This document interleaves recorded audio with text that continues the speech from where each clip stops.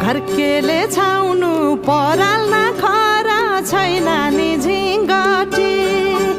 हौ भाग्यमै भए कमान्छु भन्छ चाटिन सम्पत्ति